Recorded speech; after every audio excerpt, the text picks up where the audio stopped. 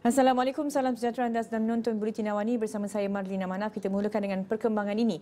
Isu kursus kemahiran dalam industri kenderaan elektrik atau electric vehicles (EV) antara tumpuan sidang Dewan Rakyat hari ini turut disentuh kegiatan pemberi pinjaman wang tanpa lesen Ahlong, dan terus bersama Ridauddin Daud untuk laporannya dari Dewan Rakyat. Baik, terima kasih rakan setugas di Pusat Penyiaran Asia. Hari ketiga sidang parlimen pada minggu ini pastinya tertumpu, sesi pagi tertumpu kepada pertanyaan-pertanyaan kepada menteri yang dijawab oleh menteri dan juga timbalan menteri pada pagi tadi. Dan apa yang saya boleh kongsikan, beberapa perkara menarik yang ditanyakan pada hari ini adalah pertamanya berkaitan dengan TVET, apabila Kementerian Pendidikan komited untuk memastikan graduan TVET daripada KPM relevan dengan pekerjaan masa hadapan. Menurut timbalan menterinya Lim Hui Ying, beliau berkata bahawa KPM akan memastikan kandungan kurikulum program diploma yang ditawarkan di Kolej Vocational diberi nilai tambah teknologi terkini selaras dengan perkembangan industri 4.0 melalui perubahan kurikulum baharu. Jadi kita boleh dengarkan sedikit apakah yang dikatakan oleh Lim Hui Ying di Dewan Rakyat pada Rabu pagi tadi. KPM juga komited memastikan graduan TVET KPM relevan dengan pekerjaan masa hadapan dengan memastikan kandungan kurikulum bagi program diploma yang ditawarkan di KV diberi nilai tambah teknologi terkini selaras dengan perkembangan industri 4.0 melalui perubahan ke kurikulum baharu.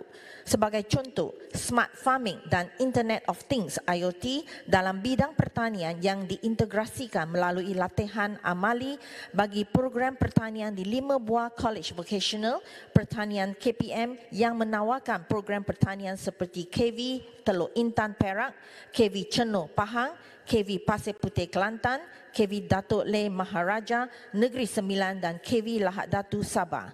Selain daripada itu, elemen IoT dan Artificial Intelligence AI dengan izin juga diterapkan dalam kurikulum di 23 buah KV yang menawarkan program teknologi sistem komputer dan rangkaian melalui pelaksanaan sistem rumah pintar Smart Home. KPM yakin usaha yang dilaksanakan ini mampu meningkatkan pengetahuan murid terhadap teknologi terkini dan pelaksanaan TVET di KPM adalah berkualiti serta relevan seiring dengan perkembangan teknologi semasa. Baik, itu berkaitan dengan TVET. Kemudian ada juga soalan berkaitan dengan Ahlong yang dibangkitkan oleh ahli parlimen apabila beliau meminta kerajaan untuk menyatakan apakah langkah-langkah yang dilakukan oleh kerajaan untuk membanteras kegiatan Ahlong yang dilihat semakin berleluasa. Dan Timbalan Menteri Dalam Negeri Datuk Seri Dr. Syamsul Abdul-Nasarah berkata masyarakat sebenarnya tertarik dengan tawaran Ahlong kerana lebih mudah daripada pinjaman ditawarkan institusi perbankan dan institusi kewangan berlesen, dan kerana itulah kegiatan Ahlong masih berleluasa kerana masih terdapat permintaan daripada masyarakat. Namun tegas beliau, PDRM sentiasa melakukan operasi dan menurut beliau juga ada 1,000 lebih operasi dan tangkapan dilakukan pada 2022 dan juga 2021, dan beliau juga berkongsikan angka terkini pada tahun ini. Jadi mungkin kita boleh dengarkan sedikit apakah yang dikatakan oleh Datuk Seri Dr. Syamsul Abdul-Nasarah berkaitan dengan Ahlong di Malaysia. Untuk makluman, sebanyak 734 operasi telah dijalankan di bawah voucher sepanjang tempoh Januari hingga Ogos 2023 di seluruh negara. Daripada jumlah tersebut, seramai 898 orang telah ditangkap dan sebanyak 196 kes telah dibuat tuduhan. Selain itu, kita bekerjasama dengan pihak berkuasa dengan bertindak menurunkan iklan-iklan pinjaman wang, meminta bantuan pihak SKMMM untuk memadam iklan-iklan pinjaman yang tidak berlesen di internet serta di laman sosial, dan mengesan Ahlong melalui pelbagai sumber termasuk nombor telefon yang tertera pada iklan. Pihak polis juga menjalankan kerjasama dua hala dengan pihak telco SKMMM untuk membantu dari segi mengesan lokasi suspek.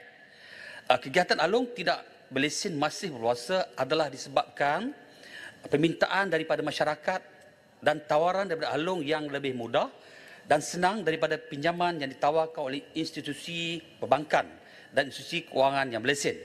Hal ini disebabkan oleh kesukaran dihadapi oleh masyarakat untuk meminjam daripada institusi perbankan dan institusi kewangan berlesen. Maka kegiatan Ahlong berluasa.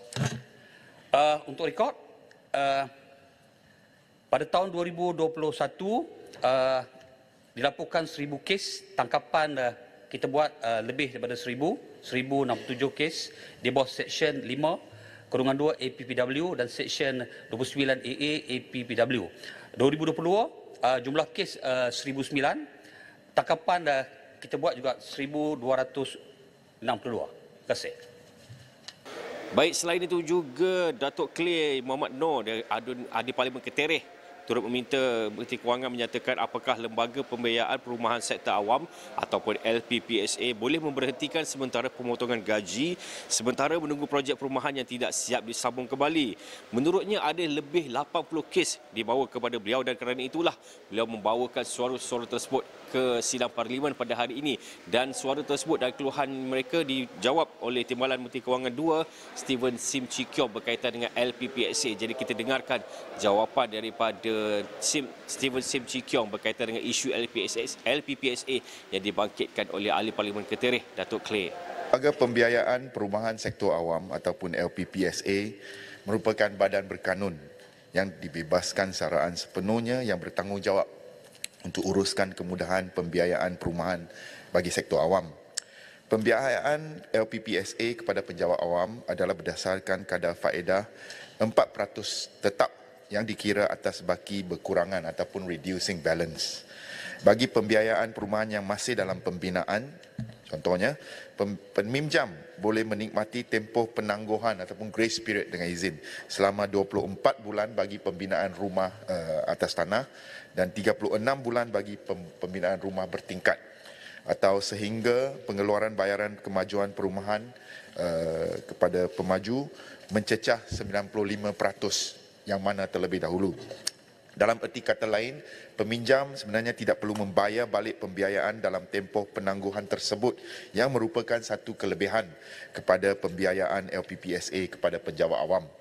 Seterusnya, sekiranya projek perumahan tersebut lewat siap atau telah disahkan sebagai projek terbengkalai atau sakit oleh Kementerian Pembangunan Kerajaan Tempatan dan Kementerian Kerajaan Tempatan dan Perumahan Sabah dan Sarawak, selepas tamat tempoh tangguh tersebut, LPPSA masih boleh membantu melakukan penjadualan semula bayar balik pembiayaan dengan bayaran ansuran bulanan yang lebih rendah, sekitar lebih kurang 20 hingga 40% daripada ansuran bulanan asar sehingga tempoh 5 tahun atau sehingga projek rumah tersebut pulih yang mana terlebih dahulu.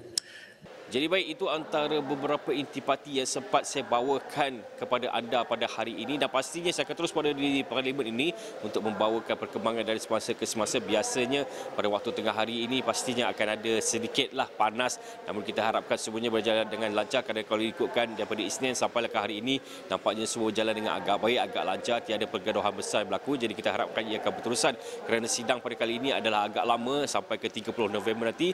Jadi pastinya saya akan terus berada di sini untuk membawakan perkembangan dari semasa ke semasa. Teruskan bersama dengan Astro Awani dan pastikan dapatkan laporan terkini berkaitan dengan Parlimen ini di semua platform Astro Awani dan juga astroawani.com. Jadi buat masa ini kembali dulu kepada rakan setugas.